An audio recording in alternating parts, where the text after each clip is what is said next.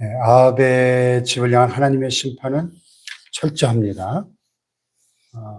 예후라고 하는 사람을 선택하셔가지고 그 예후를 심판의 도구로 사용하십니다.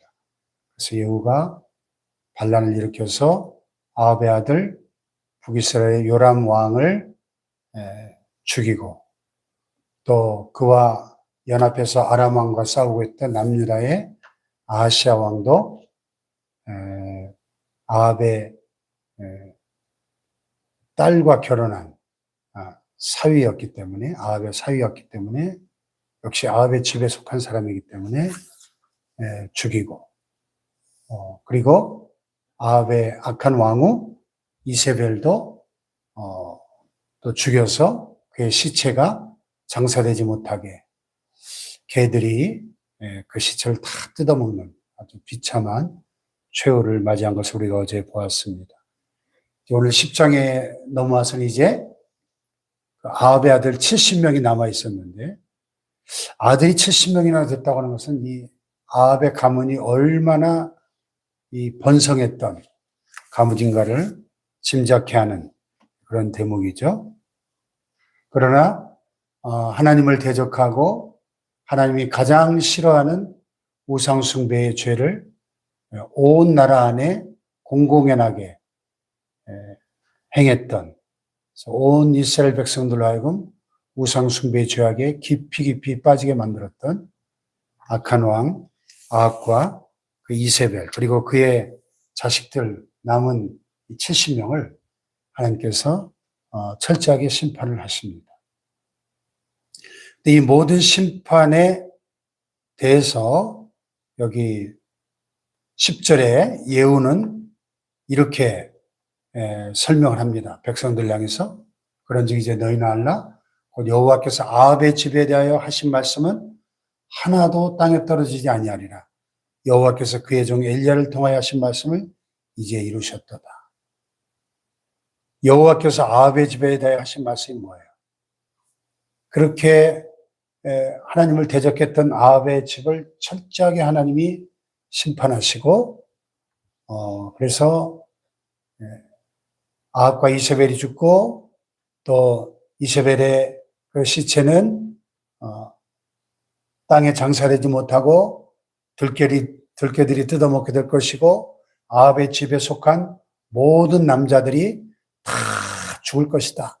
하나님의 엘리야를 통해서 심판을 선언하셨는데 그 말씀 그대로 다 이루어졌다는 거죠. 하나님의 말씀은 그것이 축복의 선언이든 저주의 선언이든 말씀대로 그대로 이루어집니다. 할렐루야. 그래서 우리가 신명기 28장 그러면 축복장으로 기억을 하는데, 신명기 28장 1절에서 14절까지는 하나님의 말씀에 순종할 때 임하는 모든 축복들이 열거되어 있지만은 15절부터 마지막 절까지 그 거의 한 4배 분량으로 하나님께 불순종할 때 임하는 저주들이 쭉 열거가 됩니다. 그러니까 하나님의 말씀은 순종하면 축복이요, 불순종하면 저주인데 그 축복도 저주도 말씀대로 그대로 이루어질 수밖에 없다는 겁니다. 할렐루야.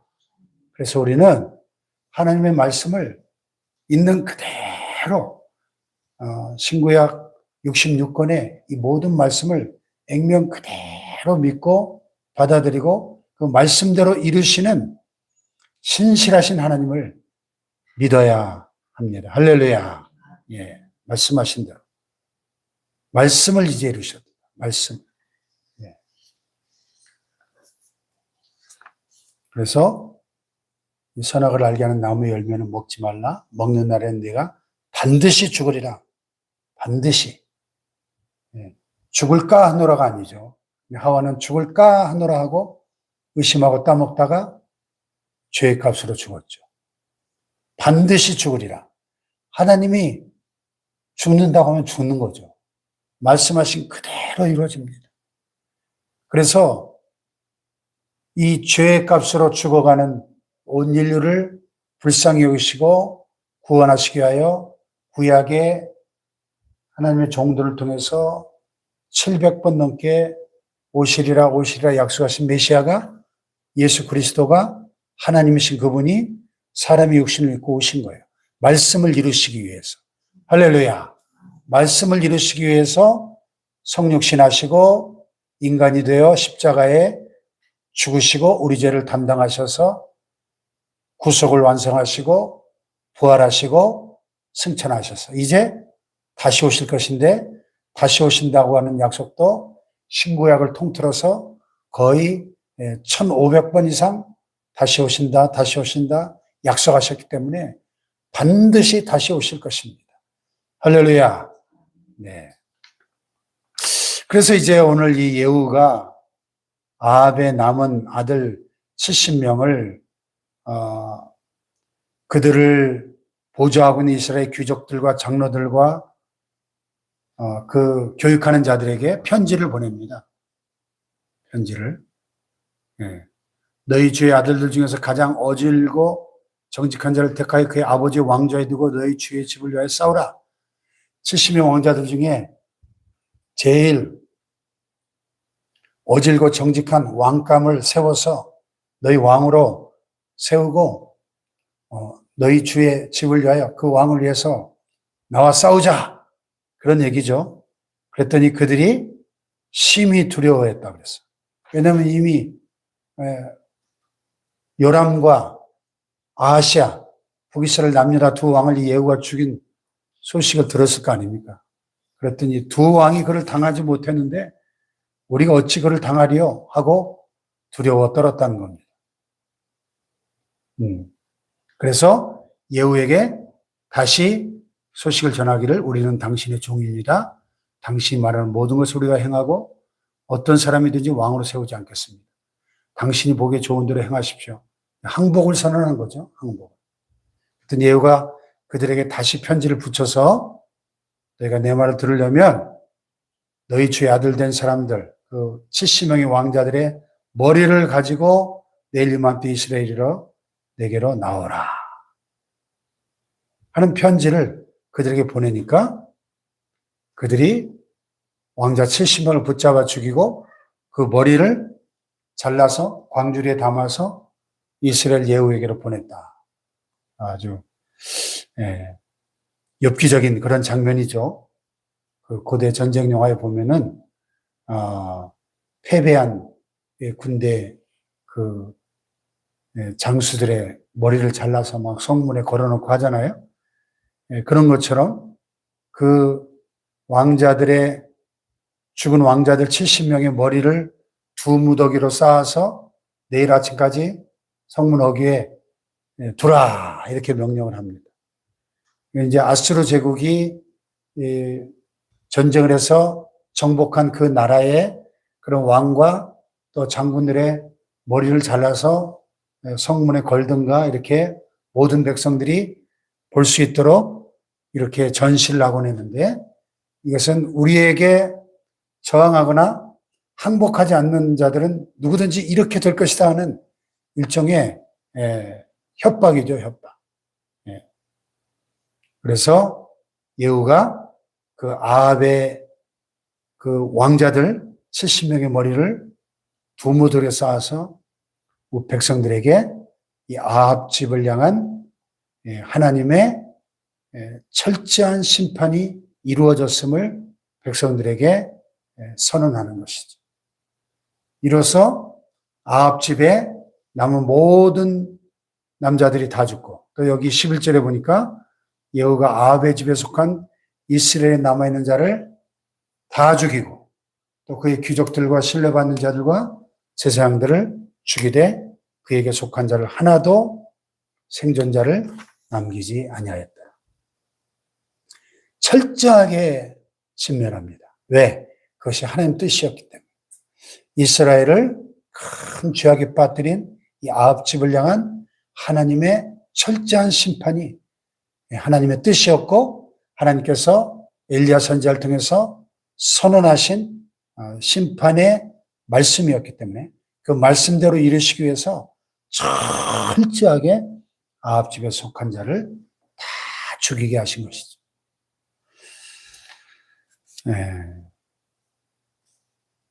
오늘 여기 묵상 에세이에 보면은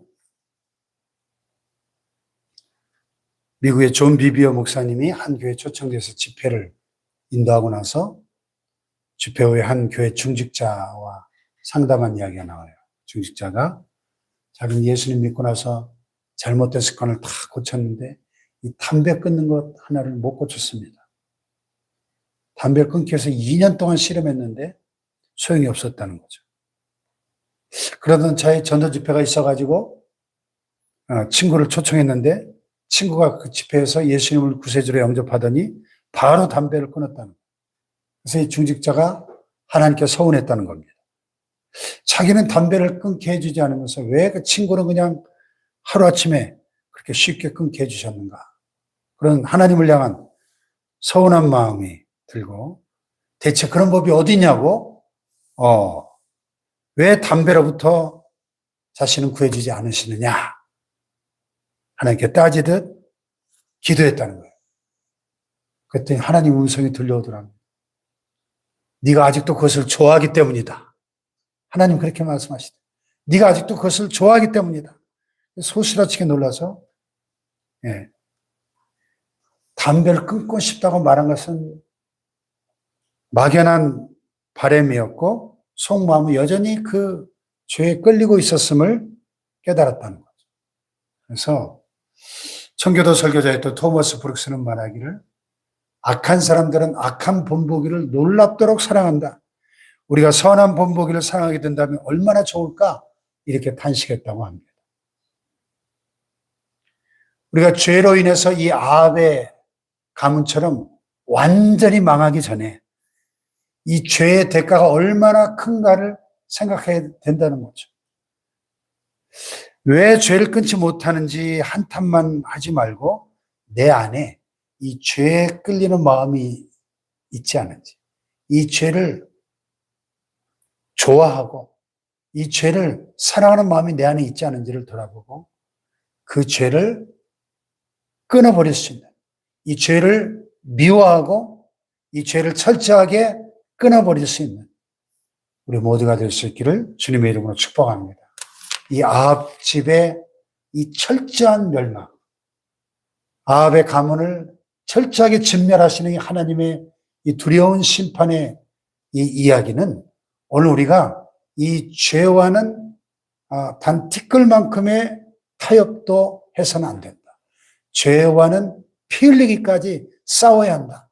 죄를 철저하게 미워하고 끊어버려야 한다고 하는 이 준엄한 경고를 우리에게 가르쳐주는 오늘 말씀입니다. 할렐루야. 우리 평생 사는 동안에 이 죄와의 투쟁에서 승리하시기를 주님의 이름으로 축복합니다. 기도하십시다.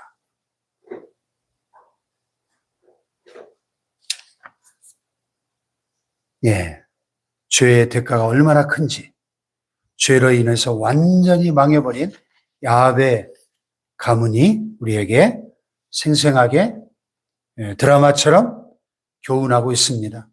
오늘 하나님, 우리의 삶 속에 아직도 우리가 여전히 끊어버리지 못한 그 죄의 습관들, 잘못된 그 죄를 좋아하고 죄에 끌리는 우리의 마음들 주님 성령의 불로 태우시고 십자가의 보혈로 씻어주시고 말씀의 칼로 끊어버릴 수 있도록 거룩하고 성결한 하나님의 사람들 되게 하옵소서.